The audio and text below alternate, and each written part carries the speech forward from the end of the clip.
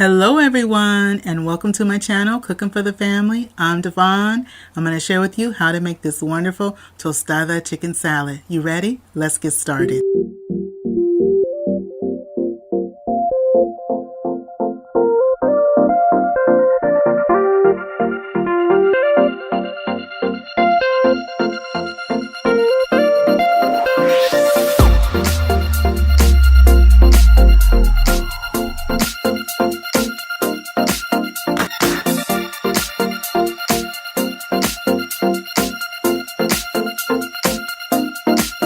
So these are the ingredients that I'm going to be using. I'll also share a list of the ingredients in the description box below for your reference.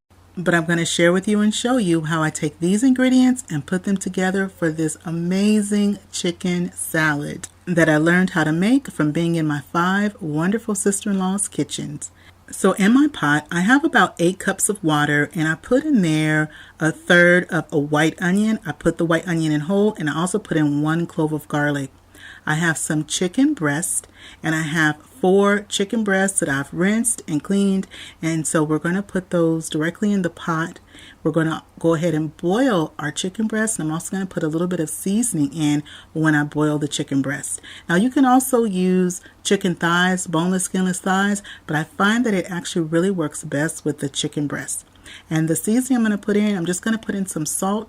And this is about 1 teaspoon of salt that I'm going to put in to the water as the chicken breast boils. I'll turn my flame on high and let my chicken breast boil. It's going to take around about 30 minutes or so, 30-40 minutes for the chicken breast to boil, because I started my pot on cold water. And so I didn't start it on hot, so it's going to have to come up to boil. That's going to take about maybe 30 to 40 minutes or so, but I'll check it at around 20-25 minutes. And you can also put a lid on your top, and so that way your pot will start to boil quicker. But today is one of those lazy Saturdays for me, just kind of a kickback Saturday, and so I'm making this chicken tostada salad. This is the size I like to cut my potatoes. They're about the size of a quarter, but no smaller than, say, like a nickel. I'm using 1 potato, and this is 1 large potato, and I'm using a russet potato. You can use russet potato, Idaho potato. So I peeled the potato, cleaned it, and then I'm just going to cut it into these chunks, because this is also going to go inside of our chicken salad. And while I'm waiting for my chicken to finish cooking, I'm going to cut the potatoes and let them hang out in a bowl of cold water. This way it keeps them from browning while the chicken finishes getting done. Now, if you are new to my channel, welcome in. And if you're a returner, welcome back. On my channel, I love to share what I cook and bake for my family in my kitchen. So if you enjoy learning how to make a recipe step by step, I hope you consider subscribing. Now, once my chicken is done, and how I can tell my chicken is done is that when I press on it with my tongues, I can tell that the chicken has gone from being soft to firm. It's going to feel very firm, especially in the middle, the thicker part of the chicken. It's going to feel firm, and so that lets me know that the chicken has gone on and cooked all the way through. So when I remove the chicken, I'm going to leave the onion and the garlic that's in there and this wonderful water, this broth that it's created. We're going to use this to cook our potatoes in. And I learned this trick from one of my sister-in-laws when my husband and I were dating, that just go ahead and put the potatoes in that same water. It saves you a pot, and it flavors those potatoes very nicely. So while the potatoes are cooking, I'm going to shred the chicken. You can shred the chicken, you can cut it up. I just like to go ahead and shred it right in the bowl. And so I'm going to shred the chicken, and this is the 4 breasts. Now you can go ahead and double this recipe for sure. And this will feed about 6 to 7 people. Now, if you wanted to stretch the recipe, not necessarily double it, but you want to stretch it, I'll share with you how to do that. Once my potatoes are just fork tender, I drain them and let them cool before I added them to the shredded chicken. Then I use 1 can of Veg-all. You want to drain the can of Veg-all, then add it to the potatoes and the shredded chicken. Next, I'm going to add some pepper. The pepper and the salt that we're going to add is going to be to your taste. The same with the onion powder. With the onion powder, a little bit goes a long way, so you want to add it to your taste. So with the onion powder, I usually start off with, though, about fourth of a teaspoon, just about a fourth of a teaspoon of onion powder. And with the mayonnaise, depending on how creamy you like your chicken salad, I usually like to start off with about a cup, and then I just go from there. And so I put in about a cup of mayonnaise. I'm going to use my big spoon. You want to start from the bottom to the top, and then just rotate your ingredients around till everything is mixed in good, because we want to be careful with those potatoes. You don't want to mush your potatoes at all. So be careful and go from bottom to top when you're mixing your chicken salad. And it's also important to let those potatoes cool off a bit before you start to mix them in as well. So make sure that you drain your potatoes really good, and you also let them cool.